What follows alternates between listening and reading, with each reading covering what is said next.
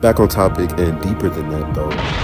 Besides the people who made the Quick Fighters cop because of the badass graphics and the fact that it was new DBZ content, the only guys who picked it up as their new fighting game fixed for real, with any hope of success, were the Backlash Domes from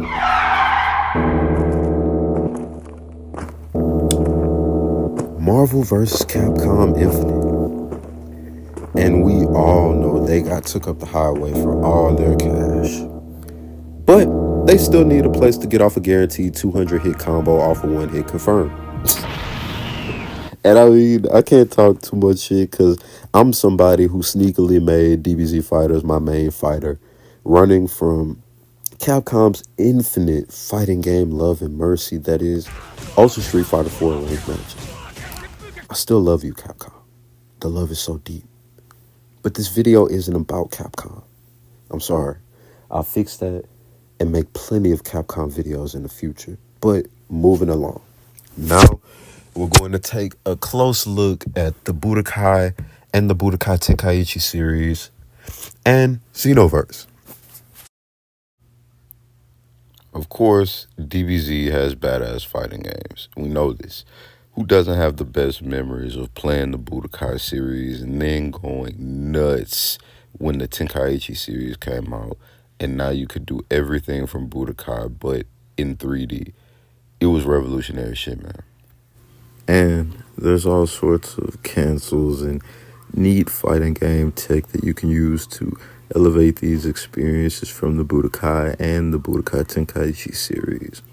But the games are also set up in a way where just beating each other to death with basic punches and kicks and spamming special moves works too.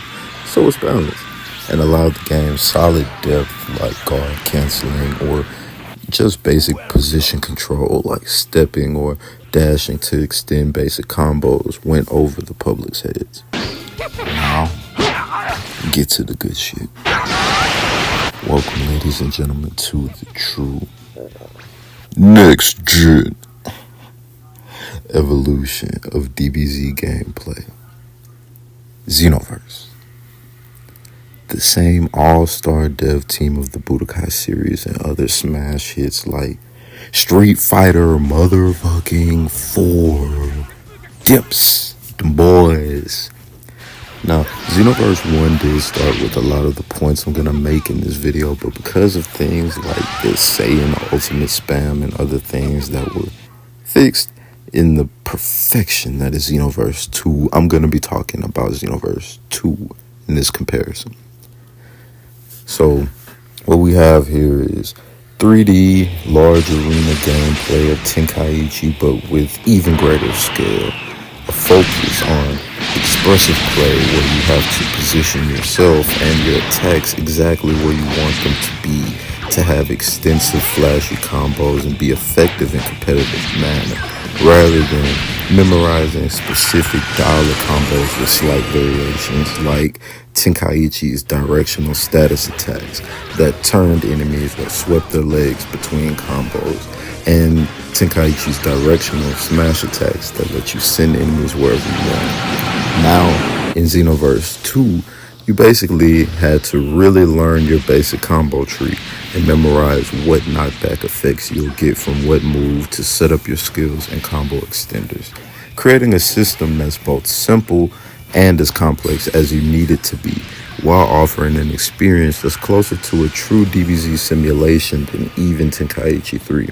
With more real-time casting of moves and techniques instead of cutscenes where you can't even see what's going on in the field as you cast said move.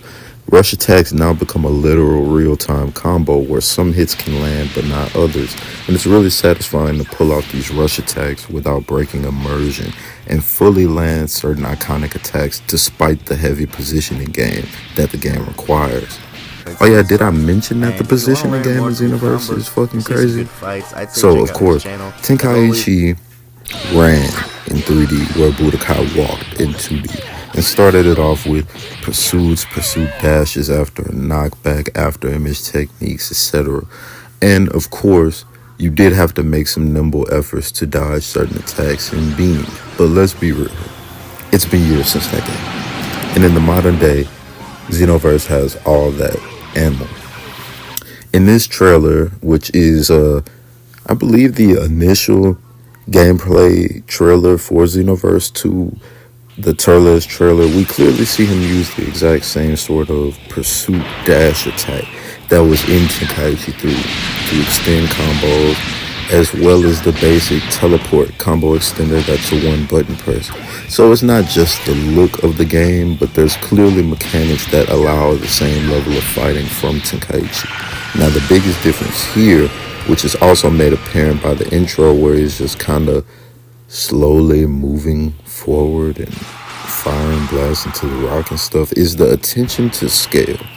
It's debatable which game actually has bigger maps or truer to scale characters and buildings, but Xenoverse feels larger. The difference in the movement system is phenomenal because small steps feel small and fast moves feel fast without conflicting. And even with the locked-on tracking system that controls the fighting in Xenoverse 2, nothing ever feels too restricted, while at the same time allowing fights with more enemies and smooth swapping, versus Tenkaichi's super strict 1v1 tracking system that controls its fighting. Learning something like step vanishing in Xenoverse 2 is immediately something that feels larger than life tech, even though it's just the first step in that game, because it's a success of their design document. It brings not only a level of fighting game depth, but it brings a true-to-life simulation of Dragon Ball Z to the forefront in gameplay by being a small movement cancel. It's even included in the tutorial, and not just something you have to hear about, which was beautiful, and another nod to FGC support Xenoverse 2 didn't get. Being able to pull off so many true to DBZ elements that are actually useful and thoughtful mechanics in a gameplay environment with the open movement pioneered by Tenkaichi, but ratcheted up by the fact that there are more real-time actions and less cutscenes, leading to on-screen attacks that are more brutal than any rush attack cutscene because you control it yourself and it doesn't break immersion. The main roster all actually have movesets so unique in their combo trees, it's bananas. Like literally, you will be doing your basic attacks and start pulling off crazy directional knockbacks that you can follow up whatever way you want, and it will feel insanely good even if it's just following a basic combo tree through to the finisher. The workflow of combos in this game feels great, with the natural progression of learning the pockets with the combo tree and experimenting with what skills and techniques you can follow up with. It's Tenkaichi, but actually made balanced and competitive. Go Dimps. Then of course you create your own character with custom skill sets, and that's fucking unbeatable. For an even more outrageous experience using whatever insanely OP or weirdly annoying skill set you want that's made balanced and competitive by a mode that turns stats off. It's become the most extreme DBZ simulation experience wearing the mask of a fighting game. The complex movement techniques right out of a Saiyan flight sim, along with the responsive and punchy combat that works across the whole 3D space, becomes elevated into a show that you're creating on the fly. Your very own character in the Dragon Ball universe, facing off against their foe using everything at your disposal, fighting just the way you would like them to. Or a comprehensive next-gen Tenkaichi when you use actual roster characters and learn their combo tree variations and how to combo into skills. This experience becomes comparing something that's outdated and outdone by the new thing to just having to watch the new thing flourish. So sure, Tenkaichi 3 had directional smashes, status attacks that let you change your opponent's physical state, and God help us all being clashes. But the actual match movement is typically just a rush to get in hitting range, and boy, let those buttons fly. There's still some of the beginnings of Saiyan flight sim-like movement and complex maneuvers, but the heavily locked-in tracking leans more into a heavy button game. And none of the chess games of Xenoverse 2 step vanishing and the 3D space shenanigans of altering your altitude while literally manually blinking left, right, back, forward to set up dodge and maneuver in the midst of your fight. Xenoverse is a re-representation of the same gameplay of Tenkaichi, but a deeper simulation, a reimagined sense of speed, direction, and depth, with player abilities that leverage manual real-time setups and positioning, and the same flashy rush moves from Tenkaichi that are also represented in real time with the same attention to positioning. I'm sure the underground scene for Tenkaichi 3 is going crazy, like it is always for every fighting game, because the FGC is on dope.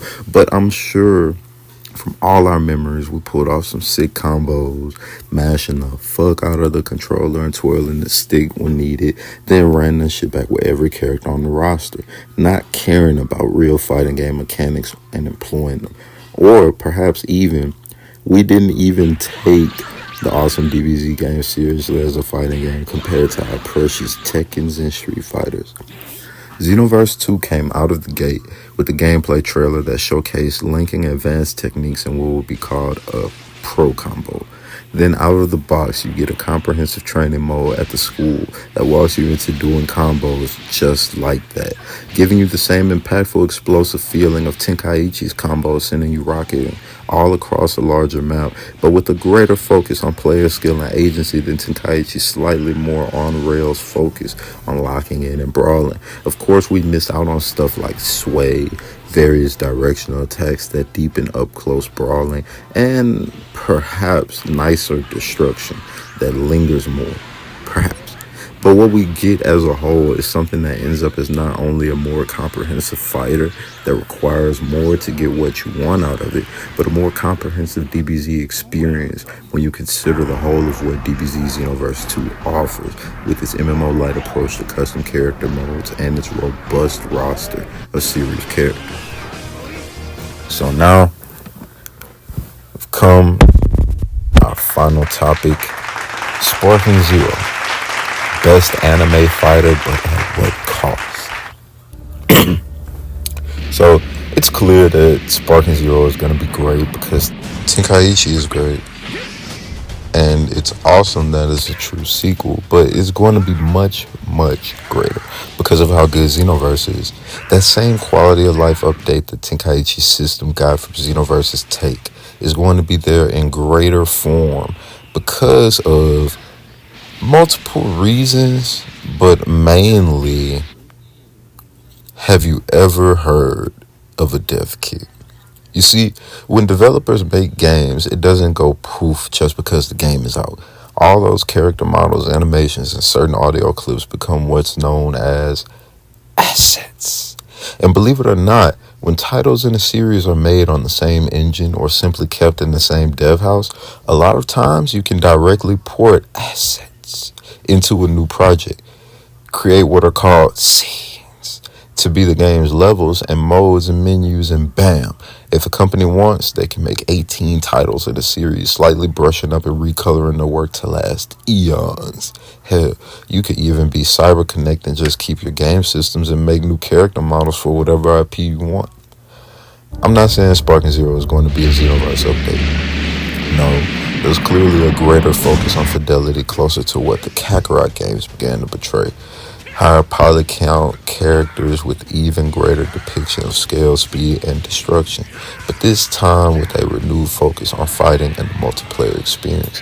So far, all it sounds like the lights are simply coming on and the new Tenkaichi being a great endeavor, and that's true. But when you simply face the facts that these two titles are in each other's playing field, and it's not like the Dragon Ball license just traded hands to a new publisher or anything, certain things have to be drawn out.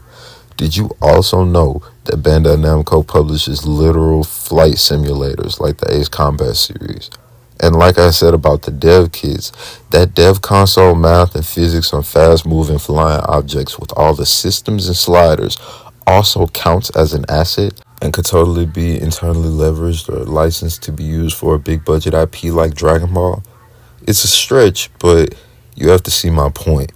Look at how something like the legendary digital Dragon Ball card game with Budokai models and animations made its way from Japanese arcades in several standalone iterations until the point where they put that whole shit that was basically a mod to the Budokai and Tenkaichi engines inside Xenoverse as the Hero Coliseum mode.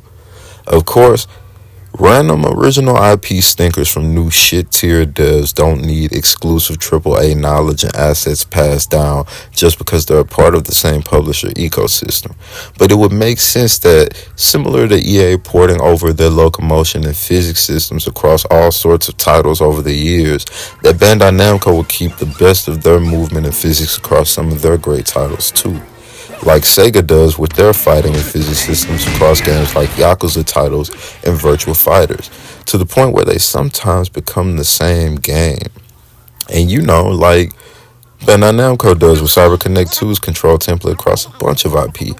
Now, of course, there's no comparing piloting a fighter jet that's passing through cities like a car does shops at a strip mall, but I played a little Kakarot and noticed the upgrade upon Xenoverse's already nice approach to free 3D movement across large scale, with an adequate representation of step vanishing from Xenoverse 2 but made easier, and with new ease of working altitude, all tied up neatly with lateral dash movement that's smooth and responsive enough for whatever saying flight sim style pull-up you can imagine, with nice and weighty twitchy side-to-side movement and aftertouch to boot.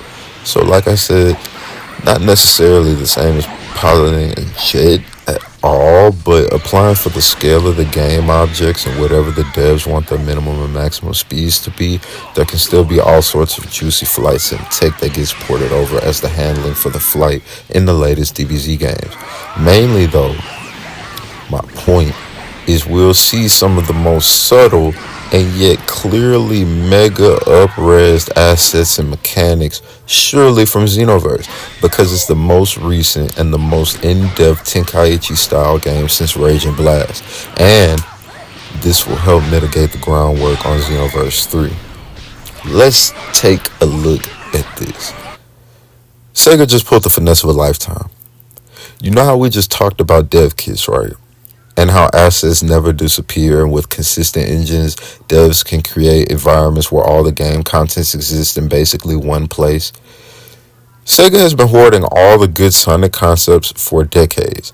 Without going too deep on the L's, I think we all know that these men probably have the greatest Sonic Adventure prototype known to man in Sega's offices, and they just do fucking rain dances around it and laugh because the water's only hitting the homeless people outside.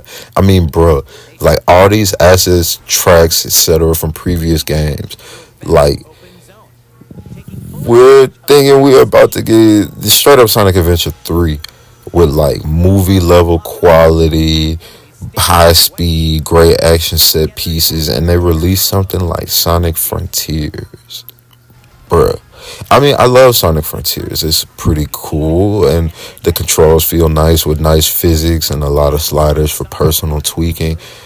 But after so long,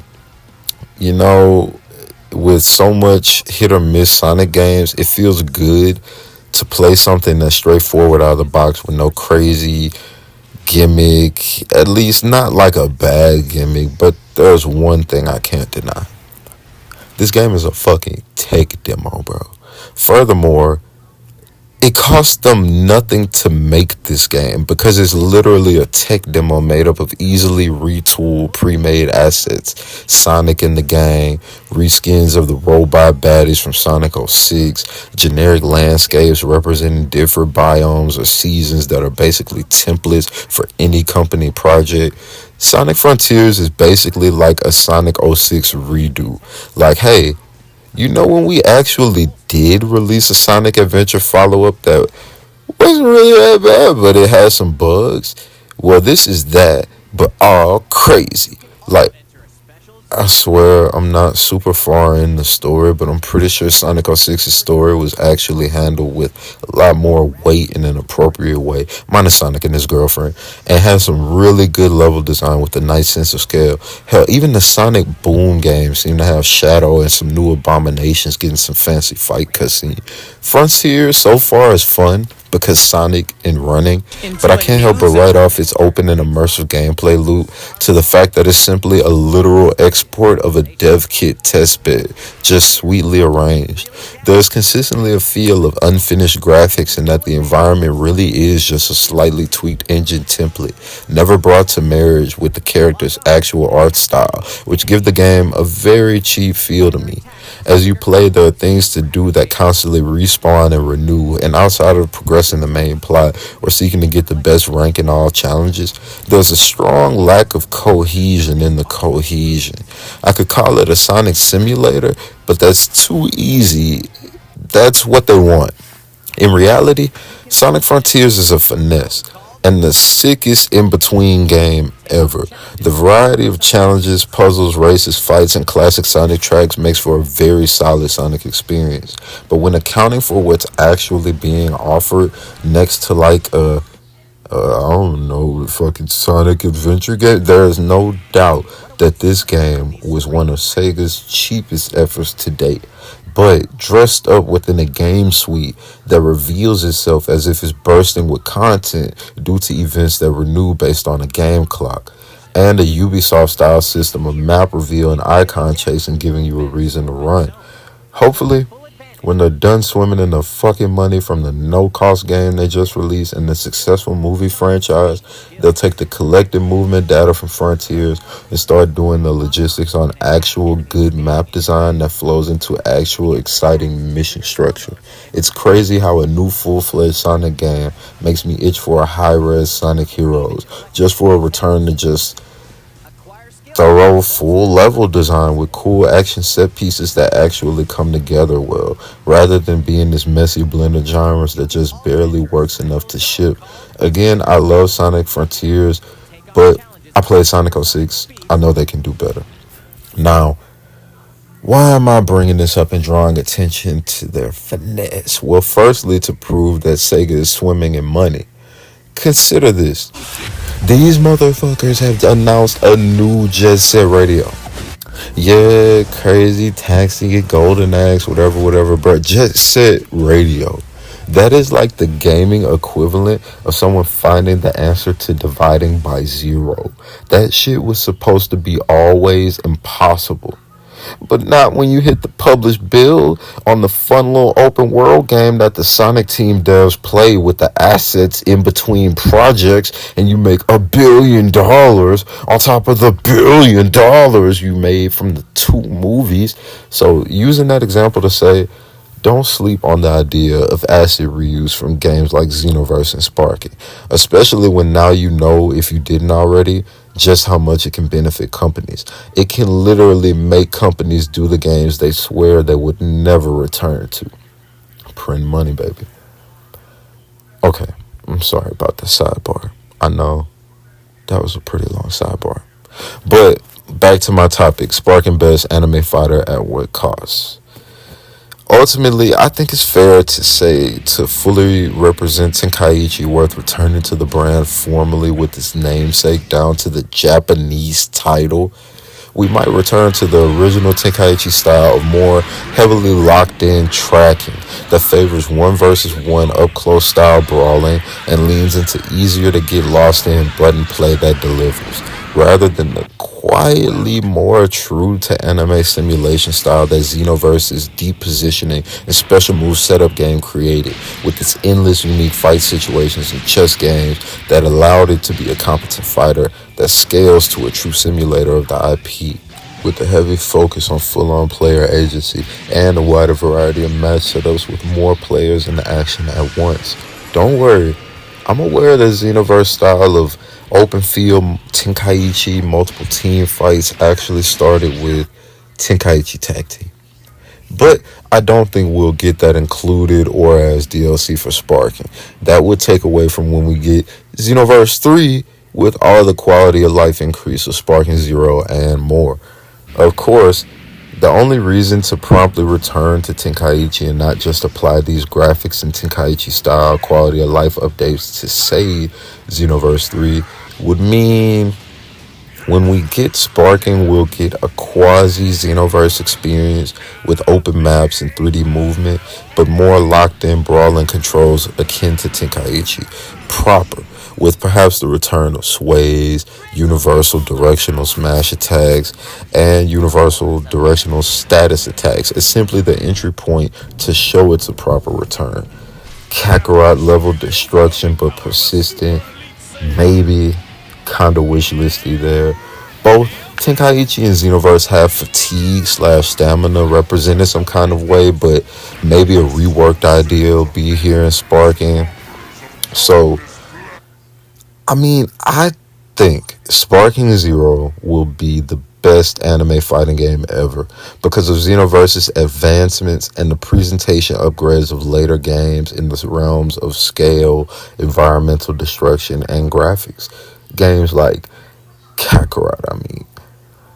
So, compare and contrast features like free directional smash from Tenkaichi to having to know skills in Xenoverse 2. And therein, you get straight up accessibility versus player agency. Combos from Tenkaichi are possible in Xenoverse with a greater degree of real time elements than the cutscenes of Tenkaichi, which was slightly real time. The sway system remains 10 out of 10. Both have fatigue. Bandai literally makes flight sims. And, you know, if there is persistent destruction this go around and new features that could encourage replayability across the different maps, that's cool too. But ultimately, Sparking Zero Skeleton was the Xenoverse series.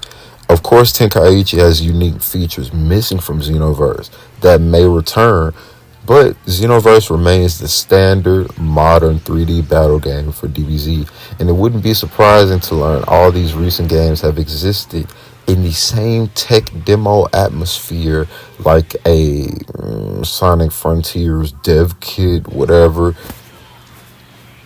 but with tweaked assets to account for what each project needs. With the switch to native PS5, I wouldn't be surprised if Sparking is a heavily retooled Xenoverse with much stronger graphics and physics and reworked tracking and movement. Suffice to say, it's a beautiful thing that we're going to be getting a new Tenkaichi. And it's probably going to be the greatest fighting game of all time. For sure, best anime fighter. I scratched that. I'm sorry, DOA6. I won't play with you like that again. But ultimately, it'll probably be the last Tenkaichi. What would be the point? With Dragon Ball's anime future unsure, its manga process glacial. Xenoverse already having its best heyday, and Tenkaichi making a return after about 15, almost 20 years. Yeah, I believe it will be the last one. And Xenoverse will be where it goes next for the best experience, for better, more player agency reliant combat that's true and one-to-one in simulation experience. Xenoverse is a fighter, but it's a fighter that succeeds in scratching multiple itches. And because of that, it fails. Well, that and bad netcode. Sparking is going to have much better netcode, I'm sure. Anyway, I'm out of here, though. Let me know what y'all think. Give me a like, subscribe, comment, hashtag on the clan in the comments, and share this video to help me get the channel started if you feel so inclined. I'll be dropping again soon. Till then, out, clan. Clan. Oh, almost forgot. In the time it took me to make this video, probably like 2-3 weeks, I was being lazy about it. Anyway, yeah, a new trailer came out showing more gameplay for Sparking Goku versus Vegeta, and it actually looks like a lot of the predictions I was making was right. So you could take that however way you want. I may do a follow-up video just showcasing some of the ways that I think what I said matched up with what they showed, but you know, ultimately just enjoy this first video, guys, and really hope to hear from some of you and know what you think about it. Have a good one. Climb. Hey, yeah. What? Bow to me, ho, I'm a lord, don't you see it? My friend taking pictures, be paying me like Jesus. Balling so hard, man, I'm Kobe, I'm Jesus. I'm knocking this shit out the park like I'm Jeter. Fuck all them diamonds, blow X or some peace out. Fuck up and rhyming,